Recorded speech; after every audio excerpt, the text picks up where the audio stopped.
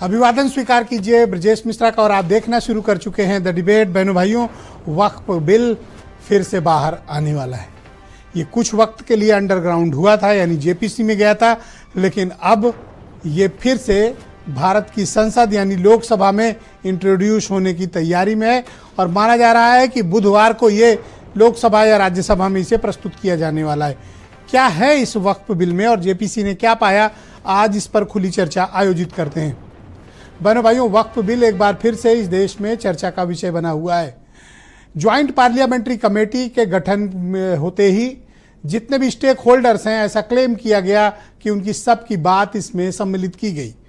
उसके बाद जेपीसी ने अपना प्रपोजल लोकसभा अध्यक्ष को भेज दिया। जेपीसी की रिपोर्ट को लेकर एनडीए और यूपीए में इंडिया अलायंस में बड़ा मतभेद है। 14 से ज्यादा संशोधन जो एनडीए पक्ष के मेंबर ऑफ पार्लियामेंट ने सुझाए या उन्हें मुफीद लगे, उनको उन्होंने सम्मिलित कर दिया, लेकिन अपोजिशन के जो मेंबर ऑफ पार्लियामेंट्स ने संशोधन पर प्रस्ताव सुझाए उनको नहीं लिया गया। ऐसा ड्राफ्ट के हवाले से संसदीय कमेटी के सदस्यों ने आरोप लगाए थे।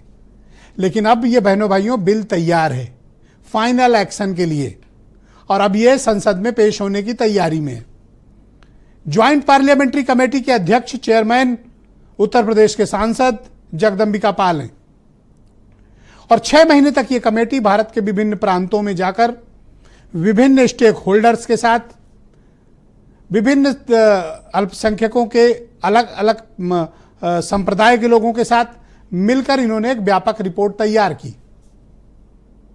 विपक्ष का आरोप है कि अधिकांश स्टेक होल्डर जिनको मीटिंग में बुलाया गया वो डमी थे या सरकार प्रायोजित थे, लेकिन सरकार की तरफ से दावा किया जा रहा है कि इस ज्वाइंट पार्लियामेंट्री कमेटी में जिनसे बात हुई वो सार्थक, बेहतर और एक स्टेक होल्डर्स के नाते सबके पक्ष लिए गए हैं। बहनों भाइयों, 2 लाख एकड़ से भी ज्यादा की जमीनें वक्फ बोर्ड के पास हैं जो भारत के विभिन्न प्रांतों में, शहरों में, जनपदों में, ग्रामीण क्षेत्रों में फैली हुई है और इनकी कीमत अरबों में नहीं बल्कि खरबों में, $बिलियन इनका वैल्यूएशन है। ये मुसलमानों की जमीन है जो अल्लाह के वास्ते छोड़ी गई है, जो अल्लाह के नाम पर दान करके लोगों ने अपनी को जमीन दे दी ताकि समाज के काम आए, गरीबों के काम आए, मजलूमों के काम आए, यतीमों के काम आए। तो क्या वाकई में इस जमीनों का, इन प्रॉपर्टीज का यतीम, मजलूम, गरीबों के लिए, महिलाओं के लिए, बेवाओं के लिए इस्तेमाल हो रहा है या फिर वक्फ बोर्ड में बैठे भूमाफियाओं ने इसको जकड़ रखा है? बहनों भाइयों, रिफॉर्म की ज़रूरत सब जगह होती है, संशोधन की ज़रूरत सब जगह होती है। भारत के संविधान में भी तमाम संशोधन हुए हैं। वक्त और ज़रूरत के हिसाब से हमारी सोच, हमारा दायरा, ये सब बदलता रहता है। हम इस बारे में बेहतर सोच पाते हैं कि किसी चीज़ को रिफाइंड करते हुए उन्हें कैसे बेहतर किया जाए। तो क्या वाकई में ये सही वक्त है कि हम वक्फ कानून को पूरी तरह से बदल दें, उसके ढांचे को बदल दें, उसके मौजूदा स्वरूप में कोई बड़ा बदलाव लेकर आएं?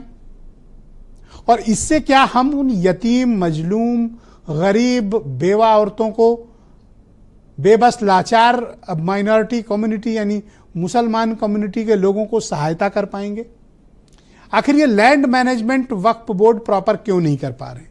इसमें कोई दो राय नहीं है कि दोनों जो वक्फ बोर्ड हैं, शिया वक्फ बोर्ड और सुन्नी वक्फ बोर्ड, उसमें सुन्नी वक्फ बोर्ड 90% पर है और शिया वक्फ बोर्ड की ज़्यादा हैसियत नहीं है, उनकी ज़्यादा औकात नहीं है, वो महज 10% में। लेकिन बहनों भाइयों, सुन्नी वक्फ बोर्ड, इसमें मानने में कोई दो राय नहीं है कि ये गलत हाथों में है, ये दलालों के हाथ में, ये भ्रष्टों के हाथ में है और ये भूमाफियाओं के कंट्रोल में है। अधिकांश पावरफुल लोगों ने सत्ता के साथ नज़दीकियां बनाकर कौम के नाम पर लूटपाट की है, डकैती की है, चोरी की है, बेईमानी की है, नीचतापूर्ण हरकतें की हैं और इसके लिए उन्हें दोजख मिलेगा, नरक मिलेगा। और ऐसे लोगों को, मुसलमान कम्युनिटी को भी चिन्हित करना चाहिए कि जिन्होंने कौम की संवेदना का इस्तेमाल करके गरीबों के हक को लूट लिया है।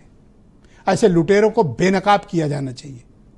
यह तो वास्तविकता की बात है कि आप चले जाएं लखनऊ में, गाजीपुर में, बनारस में, प्रयागराज में, मेरठ में, बरेली में, कहीं आप चले जाएं, वक्फ के नाम पर इन भूमाफियाओं ने जिस तरह से जमीनें कब्जाई हैं, जिस तरह से बड़े बड़े कमर्शियल कॉम्प्लेक्स, रेजिडेंशियल कॉम्प्लेक्स बनाए हैं और आज भी उसका किराया खा रहे हैं, बदले में वक्फ बोर्ड को मैं 100 रुपए 200 रुपए दे रहे हैं। लंबी लंबी अवधि की लीज कराए बड़े बड़े बंगलों में लखनऊ में भी लोग बैठे हुए हैं। क्या ये मुसलमान नहीं है? बहनों भाइयों, इनका कोई ईमान नहीं है जो ऐसा काम करते हैं। ऐसे लोगों को मुसलमान कहलाने का भी हक नहीं है। आज ईद का मुबारक दिन है। मैं आप सबसे इल्तिजा करूंगा, आप सब अपनी दुआओं में ये बात करें कि ऐसे लोग बेनकाब होना चाहिए जो मुसलमानों की, गरीबों की, यतीमों की, बेवाओं की ज़मीनों पर कब्जा किए बैठे हुए हैं। न उनका उम्रा कबूल होगा, न उनका हज कबूल होगा, न उनकी नमाजें कबूल होंगी। ऐसे लोग गैर इस्लामिक कृत्य में लिप्त हैं। लेकिन ऐसा कह के मैं उस वक्फ बोर्ड के कानून को डिफेंड नहीं कर रहा है। उसमें भी सरकार की इंटेंशन सामने आनी चाहिए कि सरकार की वास्तविक नीयत क्या है।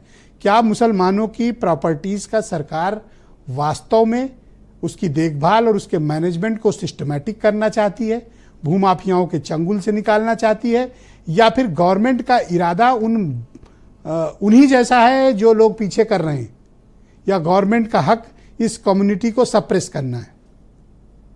क्या चाहती है सरकार? इरादे क्या हैं? दरअसल जब से बीजेपी की सरकार आई है, मुसलमानों के हक को लेकर अगर कोई बात होती है, मुसलमानों को लेकर कोई बात होती है, तो पूरा का पूरा एक समाज बड़ा सशंकित हो जाता है। उसको डाउट्स क्रिएट होते हैं, और डाउट्स क्रिएट होने की वजह बीजेपी का पास्ट, उसकी हिस्ट्री और मुसलमानों को लेकर उनके विचार हैं जो इस डाउट को क्रिएट करते हैं। इसलिए बहनों भाइयों, 2 तारीख को अगर ये बिल पेश होता है, एक इसमें पॉलिटिकल इक्वेशंस भी हमें देखने पड़ेंगे। ये इक्वेशंस किसके होंगे? ये इक्वेशन होंगे नीतीश कुमार के। ये पता चलेगा कि नीतीश कुमार क्या चाहते हैं। ये पता चलेगा चंद्रबाबू नायडू, जो मुसलमानों का वोट लेकर आंध्र प्रदेश में सत्ता में लौटे हैं, मुसलमानों को रिजर्वेशन देने की बात करते हैं, क्या वो वक्फ बोर्ड के, वक्फ कानून को जो लोकसभा में पेश होगा, संसद में पेश होगा, उसका समर्थन करेंगे या खिलाफत करेंगे? बहनों भाइयों, बीजेपी कोई काम ऐसे नहीं करती। वो कभी नहीं चाहेगी कि चंद्रबाबू नायडू या नीतीश कुमार उनसे इस स्टेज पर नाराज हों, क्योंकि सरकार के पास अपना बहुमत नहीं है। लेकिन बीजेपी बिना बात किए इस बिल को इंट्रोड्यूस नहीं करेगी। अगर ये बिल आता है तो हो सकता है कि ये कोई मार्ग चुने, या हो सकता है इनको सेफ एग्जिट का रास्ता दे दिया जाए, वोटिंग ना करें, ये भी हो सकता है, अब्सटेन कर जाएं। एनीथिंग पॉसिबल इन पॉलिटिक्स, राजनीति में कुछ भी संभव है, ताकि उधर वो अपने वोट बैंक को भी रोक पाएं और इधर बीजेपी की मदद भी हो जाए। तो आज हम इस पर बात करेंगे कि ये रिफॉर्म है या फिर सरकार इसको किसी और मकसद से लेके आ रही। कुछ स्टेटमेंट, फिर आज की डिबेट। अब रिपोर्ट अप्रूव हो गई है, उसके आधार पे अमेंडेड बिल आएगा। तो ये जिस तरह से एक पूरे रमजान महीने को सियासत का अखाड़ा बना दिया, ये इतना पवित्र होता है कि इसमें कभी जाने में गलतियां हैं तो लोग रोज़ा रख के अल्लाह से माफ़ी मांगते हैं। और इस रमज़ान में all India Muslim personal law board के अध्यक्ष सैफुल्ला झूठ बोल रहे हैं, गुमराह कर रहे हैं कि हमारी मस्जिदें ले ली जाएंगी, खानकाह ले ली जाएंगी, कि कहीं किसी भी अमेंडमेंट में न खानकाह जाएगी, न मस्जिद जाएगी, न कब्रिस्तान जाएगा। फिर भी अगर देश को गुमराह करना तो बदअमनी फैलाना चाहते हैं या देश में अस्थिरता डालना चाहते हैं। वक्फ बिल जो आ रहा है, ज्यादातर देश के दल उसके खिलाफ हैं। बड़े पैमाने पर राजनीतिक दल इसकी खिलाफत करेंगे। समाजवादी पार्टी भी इस बिल की विरोध करती है। सदन में जब आएगा इसका विरोध होगा। भारतीय जनता पार्टी के जितने भी अभी तक के फैसले हुए हैं, जो संविधान बदलने के या इस तरह के जो बड़े फैसले लिए हैं, उससे जनता को लाभ नहीं पहुंचा है। आप एक अनकॉन्स्टिट्यूशनल कानून क्यों बना रहे हैं आप पार्लियामेंट में? और कोर्ट को, चलो कोर्ट तो है, एज अ गवर्नमेंट आप एक अनकॉन्स्टिट्यूशनल कानून क्यों बनाना चाह रहे हैं जो संविधान के, कॉन्स्टिट्यूशन का आर्टिकल 14 का, आर्टिकल 25 का, 26 का, 29 का ग्रेव वायलेशन है? और आप ये बोल रहे हैं कि इसमें किसी को नुकसान नहीं होने। नुकसान आप जो बना, अगर लॉ बनेगा तो पूरे भारत में मुस्लिम वक्फ बोर्ड को नुकसान होगा। और ऐसा लॉ बना रहे।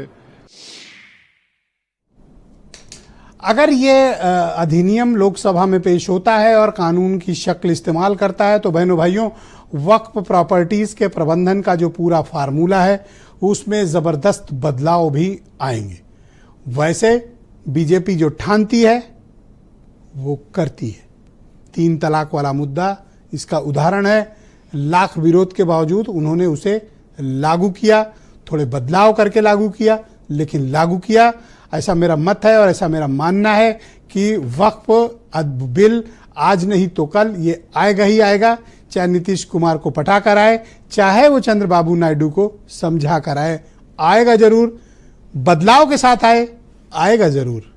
हीरो वाजपेयी भारतीय जनता पार्टी के प्रवक्ता हैं, नीलू रंजन बहुत ही जाने माने पत्रकार, डॉक्टर सुधा मिश्रा कांग्रेस की प्रवक्ता, कर्नल शरद शरण समाजवादी पार्टी से हैं, SM अशरफ मुस्लिम स्कॉलर हैं, बहुत जाने माने विद्वान, मतीन खान प्रदेश अध्यक्ष हैं मुस्लिम लीग के, और वीरेंद्र सिंह जी हमारे स्टेट हेड। शुक्रिया, धन्यवाद हीरो वाजपेयी जी। कार्यक्रम की शुरुआत आपसे। ये बिल अब आपके लिए